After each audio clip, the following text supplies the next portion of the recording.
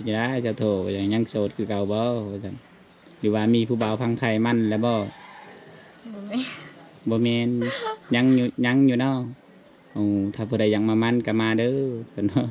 ก็คือแบบคันเขามามันเดียวหันเราต้องไปมันหอนเฮือนคอยเลย อ๋อแบบนั้นเนาะต้องให้แบบพ่อแม่ฮู้จัก อืม เฒ่าแก่ก็ฮู้นำเนาะอ๋อต้องแบบคือจังชาวพาเนาะชาวพานี่เขามันแล้วบ่ เขามันแล้ว เขามันเลยเนาะจักล้านแล้วมัน 10 ล้านเนาะโอ้ผู้บ่าวไทยอีหลีบ่เป็นไดหล่อบ่ผู้บ่าวเพิ่นน่ะ รอ เห็นได้เจ้าจึงได้ผู้บ่าวไทยคือชาวพานี่ บ่ โอ้คือกันชาวพาดีแสดงเฮงดีจ้ะ บ่มีไผมักเฮานะ อืม ก็ มี คื ติ อแบบเฮาคนทุกข์ปัญญาไผสิมักเฮา อ๋อ เขาหับบ่ได้ เนาะเป็นไรก็เขาคิดตัวไปเนาะโสดเอาจะซื้อแล้วบัดนี้ เอาผู้บ่าวละ เอาผู้บ่าวเราถึง เอาผู้บ่าวพอมากอง นี่เอาทุกคนตอนนี้ระวังการเดินทางของเบาใสทุกคนเบาใสมาแต่พูดแหละบันตังอะไรน้ำที่จริงเบาใสเข้าบ้านสะแบงแล้วก็แวะก็ไปลินบ้านตังอะไรน้ำมาชมบรรยากาศโดนในบริมาเคนนี่ก็ลืมทางเนี่ยทุกคนเลยเส้นทางแดงนะอันนี้เขาก็ลัดมาออกบ้านแกงอลองทุกคนอันนี้เส้นทางนี้จะเข้าบ้านแกงอลองทุกคนก็คือบ้านเสาโถทุกคนเลยแล้วเขาก็จิพาพ่อแม่พี่น้องไปเบิงไปชมบรรยากาศบ้านแกงอลองหรือว่าถ้าว่าน้องโถเพิ่นอยู่เฮือนเขาก็จิพาพ่อแม่พี่น้องไปชมบรรยากาศหรือว่าไปลินไปแอนน้ำน้องโถทุกคนเลยวูบ้านน้องเพิ่นอยู่เฮือนบ่เนาะเป็นไดก็ไปติดตามรับชมน้ำกันทุกคนเลยตอนนี้อยู่ในระหว่างการเดินทางเบิ่งธรรมศาสตร์ต้นไม้ใหญ่ๆทุกคนเลยบรรยากาศนี้ลมพัดเย็นกะแดดอยู่แต่ว่าบ่ค่อยร้อนปานใดทุกคนเลยอันนี้ทางแดงได้นี่นะทางนี้รถอันนี้รถใหญ่บ่ได้เที่ยวขนาดทุกคนจะวิ่งรถอันนี้วิ่งแค่มอเตอร์ไซค์กระทางมันก็ดีบ่เปื้อนนะทางนี้เพราะว่ามันบ่มีรถใหญ่ทุกคนไปทุกคนไปเล่นไปแอนอยู่บ้านแกงอลองน้ำกันว่าพอน้องๆกันจะบอกทุกคนเลยอันนี้จุดนี้เฉพาะจุดเล่าเข่าเด้อทุกคนเด้อสำหรับบ้านแกงอลองนะส้นเผามังกรนี่เล่าเขานี่ก็จะเอาไว้บ่ได้เอาไว้ในบ้านนะจะเอาไว้อยู่นอกบ้านทุกคนเห็นบ่ที่พูดเห็นลายเลยเป็นแถวเลยได้นี่อยู่ดงอยู่ป่าผิดแล้วนี่เขาไม่ได้เอาไว้ในบ้านทุกคนจะเอาไว้นอกบ้านคือมันเป็นหิต12ของ14ของเขาแหละเขาก็บูฮูว่าประเพณีบ้านเขาคือมันเป็นแนวนี้นะเพราะว่าเขาจะบอกว่าถ้าเอาเราเข้าเอาไว้อยู่เอาไว้อยู่ในบ้านหรือว่าในเฮือนนี่ขล่ำเลยทุกคนปิดของกระเจ้าก็เลยปะเอาไว้อยู่ดงอยู่ป่าจังซี่เลยทุกคนเลยบางคนบอกว่าเขาเอาไว้อยู่ดงอยู่ป่านี่กระเจ้าบ่หลักก็คือไม่ได้หลักเลยทุกคนอันนี้เราเข้าบ้านแกงอล่องเลยทุกคนเลยเดี๋ยวเราจะพาทุกคนไปชมข้างในบ้านทุกคนว่ามีน้องๆอยู่เฮือนอยู่บ่อมื้อนี้เพราะว่าเฮาบ่กล้านัดน้องนุ่งเขาเนื่องจากว่าเฮากับบ่ได้มีอิหยังเป็นของฝากของตอนนะเฮามีแต่ว่าเห็นกะถ่ายหรือว่าอัปเดตวิถีชีวิตน้องนุ่งเขาแต่หากบ่เห็นแล้วก็คือบ่ได้ถ่ายทุกคนถ้านัดก็เกรงใจทุกคนเอ้ย เอาจะได้กลับไปติดตามชมน้องกันพี่น้องเลยเอาทุกคนตอนนี้คอยอยู่ที่บ้านแกงอลงทุกคนบรรยากาศตอนเที่ยงนะทุกคนนะก็เจ้าก็บางคนก็มาแต่ให้แต่ชวดแล้วบางคนก็ยังไม่ทันได้มาอยู่เพราะว่าช่วงนี้ก็เจ้าก็ได้สักเขาไห้นะทุกคนในช่วงสักเขาไห้ชาวสวนนั่นแหละเขาไล่เขาสวนบางคนก็เสียหญ้าบางคนก็สักแล้วก็มีแต่เสียหญ้านี่บรรยากาศตอนเที่ยงก็สีเงียบทุกคนนะแดดก็ค่อนข้างแห้งเยอะเด้อมื้อนี้เนาะเห็นนี่ก็ฝนตกอยู่แต่ว่าตกบ่ค่อยแห้งทุกคนบรรยากาศแบบโอ้เรือนชานบ้านสองหมู่บ้านนี้วิวงามนะบ้านนาลองนี่ก็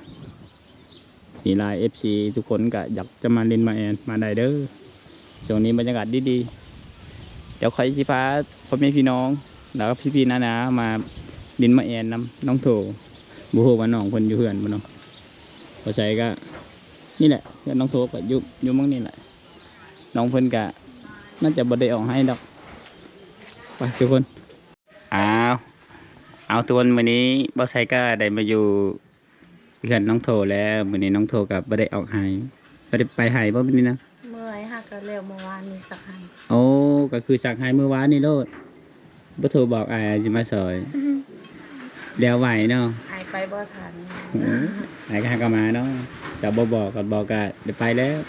ไปซอยดอกเขากว้างอยู่บ่อันน่ะให้กว้างอยู่บ่ปีนี้เนาะโอ้ 2-3 มื้อมาสัก จักกระสอบล่ะสักเขาวปลูกนะสักไปจักกระสอบบนจักกระสอบแล้วเขาวปลูกนะ สอง ช่องกระสอบโอ้แสดงว่ากว้างไอ้ดินแล้ว ยังเลียอยู่ ยังเหลืออยู่อ๋อยังไอมาวันนี้กินข้าวกินน้ำเลยเปล่า แล้ว เป็นไงสบายดีอยู่บ่ล่ะ เป็นจะได้อีแม่เจ้าคือว่าป่วยเป็นจะได้ใครแน่แล้วบ่กินข้าวกินน้ำเลยบ่เรา ยังเราเป็นข้าวบ่ลาย โอ้กินข้าวบ่หลายเนาะอ๋อเอาทุกคนในมื้อนี้ก็มาเยี่ยมมายามน้องโถเพิ่นอีแม่ก็บ่สบาย FC ก็เป็นห่วงเป็นใยบอกว่าบ่ใส่ไปเมืองน้องเวะลินน้ำน้องโถในเด้อมื้อนี้บ่ใส่ก็ได้มาอยู่เพื่อนน้องโถแล้วทุกคนเอ้ยมาถามข่าววิถีชีวิตน้องเพิ่นบอกว่าห่างกันแล้วสักหายเมื่อวานนี้มื้อนี้ก็พักผ่อนบ่ได้ออกหายเนาะจะได้เชียร์หยาแล้วบ่ ยัง ยังเอาฉักเลยอันนั้นมันบ่มีหญ้าบ่จังฉักได้ อยู่ไห้มันบ่ได้หลาย อ๋อแบบว่าเฮาหากระจูดเนาะมันยังบ่ขึ้นโอ้เป็นจังได๋อีเพาะจะเอาไปใช้มื้อนี้คือบ่เห็น ไปหากิน ไปหากินเนาะอีแม่เด้ อยู่ตลาด อ๋อแสดงว่าใครแน่แล้วจังลุกได้ล่ะ ก็รถตื่นลุกแล้วลง อ๋อ อาบน้ำ ไปห้องหมออีกแล้วเปล่าไปแล้วเปล่าห้องหมอน่ะไปอีก ไป แล้ว ที่เมื่อคืนฝนตกมัน โอ้ ฝนตกหนักเมื่อคืนที่วันที่สองวันที่1นี่ล่ะ อ๋อ วันที่หนึ่ง หมอว่าจังได๋ล่ะบัดนี้ หมอกวดแล้วก็บ่มีเลือด บ่มีเลือดอ๋อ เรามีแต่สักยาและทรงสโลม อืมเสียเงินเท่าไรล่ะบัดนี้ โอ้คือกัน บ่ฮู้คือกันได้ไปนำแม่แต่แท้ยังบ่ฮู้ 7-8 แสนนั่นล่ะ 7-8 แสนเนาะอืม พ่อกับอาย อ๋อเจ้าบ่ได้ไปนำ คอยอยู่กับน้อง อืม พอดีฝนตกบ่มีคนเบิ่งน้องอยู่เพิ่น โดยอ้าวทุกคนเด้ออันนี้ก็คือเรื่องราวชาวโถทุกคนเด้ออีแม่เพิ่นก็บ่สบายเลยทุกคนนะบ่สบายก็หลายปีเนาะยังบ่ดีอยู่ ดีก็ซ้ำว่าบ่ดีแล้ว2-3 มื้อดี 2-3 มื้อก็ไปอันนั้นอ่อนๆนี่แอีกเนาะ เฮ็ดเวียกบ่ได้ โอ้เฮ็ดเวียกบ่ได้เลยอืม สักให้ก็มีแต่เฮากับอีพ่อกับน้องบ่ให้เราเอาให้ อืม แต่เราอยากอยู่ในเฮือนก็เลยเอา ดูได้เงินมาจะใช้ไปอันน่ะของหมอแม่นะ เงินอาย เงินอายเนาะหรือว่าไปยืมเขาอีกแล้ว บ่ยังบ่ได้ใช้หนี้เขา โอ้คันเฮายังบ่ได้ใช้หนี้ก็คือยืมบ่ได้แล้วเนาะ เราให้อยู่แต่ว่าบ่กล้า บ่กล้าเลยเนาะมันหลายแล้วจักล้านแล้ว อันก็ตก4ล้าน ตก4ล้านแล้วบ่ป๋า 3ล้านเก้า 3ล้านเก่าเนาะ 3 เหลือ ล้าน9แสนแต่ว่าไอ้พอเอาเบียร์อีก โอ้พอดีล้านหนึงเลยพอดีเป็น4ล้านบัดนี้ 4ล้าน อืมก็คือตอนนี้เขาเป็นหนี้เขา4ล้านเต็มๆเอาเงินใช้ไปใช้หนี้เขาบัดนี้บ่ฮู้เลยเอาปีหน้านี่ขายมันต้นเพิ่นแหล้วเนาะโอ้ ต้นก็ตายหมดแล้ว เอ้าเฮ็ดอันใดบัดนี้สิพอหนี้เขาอยู่บ่บัดนี้น่ะ สิพออยู่บ่หนี้เขาบัดนี้มันต้นเจ้าน่ะปลูกหลายบ่มันต้น หลายแต่ว่าเบิดตายแล้ว อ๋อจักชวนปลูกปีนี้น่ะ สี่แต่ว่าเบิดตายหันเหลือแต่ยังแต่3 3ส่วนตายไปส่วนหนึงเลยตา ตาย ย เบิดเฮาปลูกตั้งแต่มันเดือน4ตาย โอ้มันแดดเนาะแสดงว่าส่วนมันต้นน้องเพิ่นก็หลายได้อทุกคนเอ้ย3ที่ส่วนได้เห็นว่าสิก็ขยันได้เด้อ ก็เสียหญ้าอยู่บ่หญ้ามันต้นนี่ยังบ่ได้เสียบ่ได้เสียเนาะบ่มีหญ้าเนาะโอ้เอาทุกคนเอ้ยกว่าจะได้เงินเขาเนาะคันว่ามันตายบัดนี้ก็บ่พอแล้วบัดนี้เป็นหนี้เขานี่ก็ จะได้ก็ให้จุบเนาะ4ล้าน ยืมเขาแล้วก็ต้องจ่ายปีหน้าพุ่นแหล้วขายมันต้นไปแล้วเนาะ ถ้าผู้ใดใจดีก็อันน่ะหาซอยน้องในเด้อ ปีนี้เขาก็ยืมต่อก็แห้งขึ้นอีกแล้วเนาะ1,000,000ต่อ300,000บ่โอ้ดอกเบี้ยทุกคนเลย1,000,000ต่อ300,000เขายืม3,000,000ก็พอดี900,000พอดี1,000,000เลยก็ไปเป็น4,000,000ทุกคนเลยทีนี้เขาก็มาไอ้ดินมาแอนน้ำนองโทน้องเป็นก็งามงามวันนี้นะครับเป็นเวิร์น Kỵ dâu à ยังไอมาวันนี้กินข้าวกินน้ำเลยเปล่า Kinh léo อืม Mẹ trả rồi ตาแตนไม่ยัง Tọt ต่อตอกไปล่ะอ๋อไปทางใดคือให้ต่อมันต่อยนะ Phải hạ phải lang bè ไปเลี้ยงแบะเนาะโอ้จับ Lục vô đây จนลูกบ่ได้ไผไปเลี้ยงแบะบัดนี้ Nón thu nón đi น้องคนนึงอีกเนาะอ๋อกี่เดียวว่าเจ้าไปซอยไปซอยบ่ Vô đây phải hẳn cơ mười là sạc hại อ๋อหากมือสักหายเนาะหลายคนบ่เอาแหงกันนะ Như cái hươn hồi Ao hèn bố mi phải mà xuôi hò và xì phải Phải còn đi อ๋อก็คือสักไปสักมันเนาะ Sạc leo cả Nhưng cả xì phải xòi ươi ít อืม ครับผมตก ก็เดียวว่าไปเอาแหงคนในบ้านเดียวกัน แล้วก็เพิ่นนึงสักแล้วก็ไปให้เพิ่นนึงอีกบ่มีเนาะ Mi tế hào bố đìa bố hoài เอาบ่ไหว อย่าหน่อยก็เสียหน้าอีกแล้วอย่าหน่อยคนเดียวอีกแล้ว กับอีพอแล้ว2คนเนาะโอ้ทั้งได้ให้ปีนี้เวลาเฮาไปนี่ขี่รถจักรหรือย่างเอาน่ะ Nhàng ao ไปทางห้วยสะปานนี่ โอ้บ่มีน้ำไปทางห้วยสะปานนี่บ่โอ้พุ่นแหละติดเชไปเลยเนาะแม่นบ่ติดบ่เชบ่บ่แม่นเนาะอืมพุ่นแหละไก่ฮอดบ้านแชนพุ่นแหละ Bố đây cãi hẳn cả tiết อืม แต่ว่าอยู่หน้าหันไกลๆลูกไปทีก็ไปบอกวันตามาถ่ายตอนนั้นอยู่ อื นั้น ม ก็มือก็มีคือกันมันปลูกคือกัน ดูปลูกจังปลูกมันบ่ได้ปลูกกล้วยบ่กล้วยเขาบ่ซื้อเนาะ นี่กันนี่เด้อน้องโททุกคนเลย FC หลายคนน่าจะรู้จักดอกบอกว่าให้บ่ใส่ไปดินไปแอนไปถามชาวโทเนี่ยเป็นจังได๋ชาวโทยังโสดคือเก่าบ่ว่าซั่นหรือว่ามีผู้บ่าวพังไทยมั่นแล้วบ่ บ่แม่ บ่แม่นยังอยู่เนาะโอ้ถ้าผู้ใดยังมามั่นก็มาเด้อเพิ่นว่า ก็คือแบบคันเขามามันเดียวหันเราต้องไปมันหอเดือนคอยเลย อ๋อแบบนั้นเนาะต้องให้แบบพ่อแม่ฮู้จัก อืม เฒ่าแก่ก็ฮู้นำเนาะอ๋อต้องแบบคือจังชาวพาเนาะชาวพานี่เขามันแล้วบ่ เขามันแล้ว เขามันเลยเนาะจักล้านแล้วมัน 10 ล้านเนาะโอ้ผู้บ่าวไทยอีหลีบ่เป็นไดหรอบ่ผู้บ่าวเพิ่นน่ะ รอ เห็นได้เจ้าจึงได้ผู้บ่าวไทยคือชาวพานี่ บ่ โอ้คือกันชาวพานี่แสดงเฮงอีหลีจ้ะ บ่มีไผมักเฮานะ อืม ก็ มี คื แต่ อแบบเฮาคนทุกข์ปัญญาไผสิมักเฮา อ๋อ เขาหับบ่ได้ เนาะฉลายก็เขาคิดตัวไปเนาะมีแต่ว่าสิมามันเนาะแต่ก็บ่ฮิไปมาอย่างเดียวเอาไปเอามาผู้นั้นก็ว่าโอ้ยผู้บ่าวไทยคนนั้นมันแล้ววันนี้ก็ว่าคนนั้นมันแล้วสุดท้ายก็โสดเอาซื่อๆแล้วบัดนี้ เอาผู้บ่าวแล้ว เอาผู้บ่าวเราถึง เอาผู้บ่าวพอมากองนี่ นี่เนาะผู้บ่าวไทยกับผู้ใดก็มีแต่เกรงใจผู้บ่าวไทยคนใดก็บอกว่าคนนั้นมามันผู้บ่าวไทยคนนี้ก็บอกว่าคนนั้นอันนั้นคนนั้นมามัน สุดท้ายก็ได้ผู้บ่าวมังกรแล้วจังหน่อย บ่ ดิ มี บ่มีเนาะผู้ใดก็ย่านวันนี้ ผู้ใดก็ย่านแต่ว่าน้องหลายใจว่าจังถ้าโทรมีแล้วสุดท้ายก็ได้เอาผู้บ่าวมังกรบัดนี้ แล้วบัดนี้บ่ได้นํผู้บ่าวไทยคือชาวพาเลยบัดนี้ชาวพานี่เคยไปอยู่พังไทยเลยบ่ไปได้บ่ยังบ่ได้ไปเนาะมีแต่เขามามันอยู่บ้านซื่อๆเจ้าก็เห็นบ่ผู้บ่าวเรา เห็นเขามา ไปเมื่อนั้นค่อยก็ไปเบิ่งอยู่ โอ้จะไปเบิ่งโอ้ ไป เรา เบิ่งอยู่เฮือนสภา โอ้เราว่าได้เราทักทายเจ้าอยู่บ่ชื่อเราได้ละ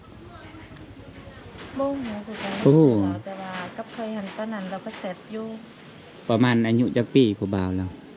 60แล้ววะ 60 ปี 60 ปี โอ้ เขาบอกว่า60 ปี60 ปีปลาย อีพ่อเจ้านี่จักปี บ่ฮู้ประมาณ60 70นี่ล่ะ อ๋อพ่อเจ้านี่ไหนโอ้ใช่ว่าพอๆกันกับอีพ่อเจ้าแล้วจ้ะถ้าอยู่นำกันนี่โยผู้ใดเคยผู้ใดเขาเท่าแล้วมันนี่ ก็คืออายุหลายเนาะแต่ว่าชาวพาก็ยังมักเนาะโอเคนี่คือเขามักไอ้ดีได้ทุกคนเวลาก็จะบอกว่าสิเอาคนเฒ่าก็คือเขาเอาไอ้ดีได้ก็จะบ่ได้อันนั้นบ่เกี่ยวกับหนุ่มหรือหน้าตา เขาแพงแบบว่าหักแพงกันเนาะนี่นะทุกคนนี่สาวลาวที่นี่จะเฒ่าหรือจะหนุ่มก็เจ้าก็เอาเบิดทุกคนเด้อพอเพียงแบบว่ายัดตัวโอเคแบบว่าหักแพงกันจังซี่นะทุกคน มันเปรี้ยวบาย ยังมื้อนี้หอมปลาจะได้ปลาได้ใช้ไปหาปลานะ เนาะ น้อง ได้กินปลาหลายมื้อแล้วบางนี้จนเฮ็ดแหง ได้หลายเนาะอีพ่อบ่ไปหานำ เนาะ อ๋อเอาทุกคนมื้อนี้มาดินมาแอนนำน้องโทเพิ่นก็ลาเริงแหน่เพราะว่าอีแม่เพิ่นก็คายแน่แล้วเนาะกินข้าวได้หรือบ่าอีแม่ก็ได้อยู่บ่กินข้าวนะมื้อนึงอ่ะ แต่ว่ากินมาหา อ๋อมื้อนึงกินจักเทื่ออีแม่จัง เทื่อหนึงก็กิน2เทื่อก็กิน อืมแสดงว่า แต่ยังบ่หายยังมีแต่อยากนอน อ๋อ เมื่อย ยังนอนเมื่อยเนาะ อาบน้ำก็อาบน้ำอยู่เหือน โอ้ผู้ใดไปตักเจ้าเปล่า เมื่อฝนตกเดตอบพอย อ๋อตวงน้ำพ่นเน่าอ๋อนี่นะทุกคนเลย ถ้าเวลาบ่ได้ฝนตกก็ไปน้องกับไอ้พ่อไปตัดเอา โอ้ เอากระตุกใหญ่ไป อื ตัด มก็คืออีแม่อันนี้ไปอาบน้ำก็ยังบ่ไหวได้โอ้กินข้าวมื้อละเทื่อไปห้องหมอก็อันนั้นแพทย์บอกว่าขาดเลือดคือบ่ใช้แล้วบัดนี้บ่มีเงินนี่แพงบ่ ความใส่แล้วมีเงินมันก็4 ล้าน โอ้ถุงหนึง4 ล้านบ่ปาดเลยบ่ได้ ตอ ใช้ นนั้ เนาะ นเคยว่าตอนนี้บ่ฮู้คือกันจังว่าแล้วมันขึ้นแล้ว เนาะ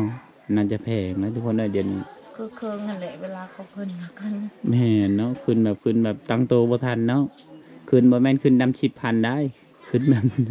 บ่มีเงินหากะเฮ็ดหยังก็ตก7-8 ล้านแล้วเสีย อ๋อเฮ็ดก็แพงเนาะไปได้จำฮีดจำคลองแล้ววันแล้วบ่ จำแล้วจำหมดแล้ว จำเบิดแล้วเนาะอ๋อก็คืออี ใส่ แม่ ฉลมก็ไปใส่แล้วซักก็ไปซักแล้วแต่ว่ายังบ่หาย เมื่อยนั่นแหล้วเนาะ ใส่เลียดนั่นแหละแต่ว่าบ่มีเงิน อ๋อยังแต่บ่ได้ใช้เลือดซื่อๆเนาะก็คือแพทย์เขาบอกว่าอันนั้นขาดเลือด แต่ว่าใช้เลือดก็ตะกี้ก็คือ4 ล้านโหเดี๋ยวนี้ดัน4 ล้านปลาย5 ล้านก็บ่ไปจัง บ่ฮู้คือกัน อ๋อ เขาไปใส่ก็บ่แม่นอยู่เมืองนอก อยู่ใช้อันนี้ อยู่สวรรค์ อ๋ออยู่แข้งพุ่นโอ้ แต่ว่าหาบ่มีเงินก็เลยบ่ได้ไป โอ้โอ้โอ้ ผิดก็จำหมดแล้วมีแต่เบิ่งซื่อ อืมก็คืออีแม่เจ้านี่ก็เมื่อยแล้วก็อยากนอนมีแต่อยากนอนเนาะอืม ๆข้อยยังเฮ็ดแต่ว่า เฮ็ดอิหยัง นั่งหน้าดาๆเลย ยังเอินควัน แม่น อ๋อยังบ่ได้เอินควัน แต่เนี่ยเอินยาวก็เฮ็ดบ่แล้วเนาะ เพราะว่าเขาไปแล้วขึ้น อืม ขึ้นแล้วขึ้นชวัน ขึ้นแล้วครึ่งหนึงยังขึ้นแล้วครึ่งหนึงนะ ก็คือคนที่ตอนนั้นเฮ็ดเขาให้เป็นคนนั้นเขาเอาเมื่อแล้ว อ๋อ ขึ้นสวรรค์ ขึ้นศาล แต่ว่าก็ยังบ่ได้เฮ็ดอันนั้น อ๋อลองเฮ็ดเบิ่งคันเฮ็ดนี่กินหยังบัดเนี่ย กินแต่หมูแต่ว่าซื้อเครื่องแบบหลายอย่าง อ๋อมีหลายอันหลายแนวเนาะโอ้ยเดี๋ยวคนเลยอีแม่เพิ่นก็อ่อนๆแน่ๆเดี๋ยวคนเนี่ย3 มื้อดี4 มื้อใครมื้อหนึงกินข้าวคำหนึงนอนหมดมื้อย่างก็บ่ได้เมื่อย ถ้าไปไกลนี่บ่ได้ โอ้ขนาดสิไปอาบน้ำนี่ก็บ่ได้เนาะ อาบอยู่ ทุกคนเด้อจังใดก็สู้ๆเด้อน้องเด้อให้กำลังใจแล้วก็ FC ก็ให้กำลังใจน้องโทษเนี่ยทุกคนอีแม่เพิ่นบ่สบาย เอาไปเสียหญ้าคนเดียวแล้วคันอีพ่อบ่ออกก็เอาคนเดียวแล้วเนาะแต่อันนี้พักผ่อนมื้อนี้มื้อวานนี่หาก็แล้วเมื่อวานนี่เนาะ มื้อนี้ก็เลยพักผ่อนแล้วไปช่วยมือหลายก็บ่ไหวมันแดดเนาะฝนก็บ่ได้ตกครับ เมื่อคืนก็บ่ได้นอนซ้ำยังไปตั้งแต่ไปใช้สโลมตั้งแต่4โมงแต่ว่า อ๋อ ประมาณ9โมงเราเมื่อพอดีฝนตกหนัก โอ้ย ก็เลยบ่ได้นอน บ่ได้นอนครับอันนี้ก็คือวิธีชีวิตน้องโททุกคนเลยค่อนข้าง ก็คือหลัก หลักไฟฟ้าก็ตกอยู่กลางทางหั่นล่ะ อ๋อ เขามีไปตำลังหันผู้หนึงหัน แล้ว ไปก่อนบัดทึกผู้นั้น ทึกบ่ คือไปบ่ได้เลยทรายมันติดกับรถ อ๋อ ทรายนี่เด้ทราย อ๋อแล้วแม่จะเมื่อได้บัดนี้บ่ติดทางบ่ เราก็มันบ่ มี ถึกเด้ มีทางเว้นอีก มี อ๋อยังดีเนาะ คันทึกอันนั้นหันมีแต่เขา4คนหัน อ๋อ ตายอยู่หันเบิด ดีแต่คนบ่เจ็บเนาะบ่มีไผเจ็บแล้วบ่บ่มีไผบาดเจ็บบ่ บ่มี อ๋อดีเนาะแสดงว่าแม่เจ้าก็ยังดวงดีอยู่ไปวิทย์ไปทันอันนั้นชาวไผ่ทับอีกเลยเวรอีกแล้ว มีแต่คนลาวว่าให้ซอยแต่ว่าอีพ่อเฮาบ่ได้ซอย อ๋อ อีแม่ก็บ่สบายมันก็จับส่งสโลมให้นี่จับ อ๋อก็คือฮิวธงชโลมมาพี่เลยฝนตกนะป่าดเจ้าใครแน่เดี๋ยวนี้ครับน้ำหลายกันยังมีครัวดินอยู่กันคือสมัยพ่นนี่ตะกี้มันบ่มีเนาะขี้เหือนี่แห้งยากแล้วหนาพ่นนี่ทุกคนอันนี้ก็คือชีวิตข่าวๆน้องโถทุกคนเลยมีหลายคนเห็นน้องว่าเอ้ยงามน่าหักแท้น้องเฮ็ดเวียกเฮ็ดงานก็คือน้องเป็นเสาหลักครอบครัวเลยเด้อทุกคนเลยถ้าน้องบ่มีเงินบ่ไปเฮ็ดงานก็คือบ่มีเงิน แต่ว่าน้องก็บ่ได้ไปดอกเฮ็ดงานก็เพราะว่าค่าเฮ็ดเวียกนำครอบครัวคันไปแล้วก็บ่มีไผนึ่งข้าวเป่าไฟหาอยู่หากินให้อีพ่ออีแม่ก็ป่วยพอก็เฒ่าช้ามคนเดียว น้องก็ยังน้อย น้องก็ยังน้อยบัดนี้ ถ้าน้องใหญ่หันสิ ผู้ใหญ่เพิ่นว่าเอาผัวปะซะแล้ว คันเจ้าเอาผัวนี่ก็เมื่อเฮือนผัวแล้วบัดนี้อีแม่เจ้านี่พอแล้วคันเอาผู้บ่าวมังกรเลยเขาก็เอาเมื่อแล้วเนาะ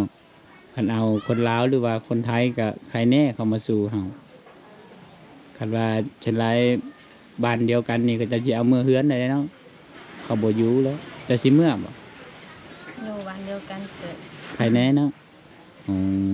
มคันว่าไปบ้านอื่นนี่จะบ่เมื่อเลยเนาะ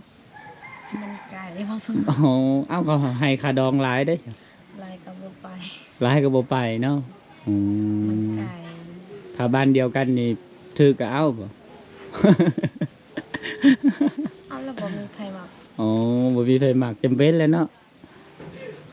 มีแล้วบ่ผู้บ่าวบ้านเดียวกันกะ บ่มี บ่มีเคยบอกเขามาลินมาแอนกลางคืนนี่ผู้บ่าวบ้านเดียวกันเข้ามาอยู่บ่อ๋อแต่หลายมีแต่บ้านอื่นเนาะคิดได้ว่าผู้บ่าวบ้านเดียวกันนี่กลางค่ำกลางคืนเขามาเล่นนํ ตอนนั้นเรามาเรียนอยู่แต่ว่าค่อยบ่อยาก อืม เรียนแล้วบ่อยากคุยน้ำเราอยากเว้าน้ำเราก็เลยเราบ่ได้ไป อ๋อเดี๋ยวนี้เด้เรามาบ่บ่มาเลยเป็นไรคุยผู้บ่าวแล้วผู้บ่าวบ้านเดียวกันนี่อายบ่หรือว่านั่นนะ เคยเห็นหน้ากันตลอดเนาะบัดอยากได้บัดนี้เขาบัดบ่มาเองบัดนี้ ก็เลยไปเขา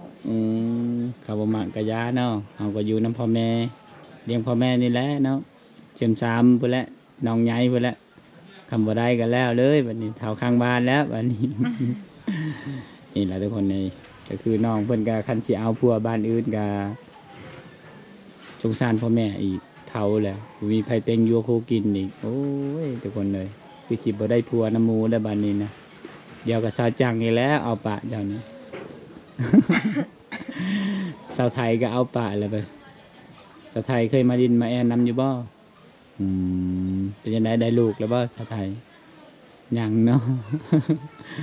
อ่ะทุกคนคลิปนี้บ่ใช่กะสิปิดเพียงส่ำนี้ทุกคนเพราะว่าเฮากะอากาศมันร้อนเลยทุกคนเลยคลิปหน้าพอกันใหม่ทุกคนถ้าผู้ใดอยากเห็นวิถีชีวิตน้องอีกก็คอมเมนต์บอกเบาใส่เด้อทุกคนเด้อบ๊ายบายแล้วบ๊ายบายยังโสดคือเก่าเด้อ FC คิดตัว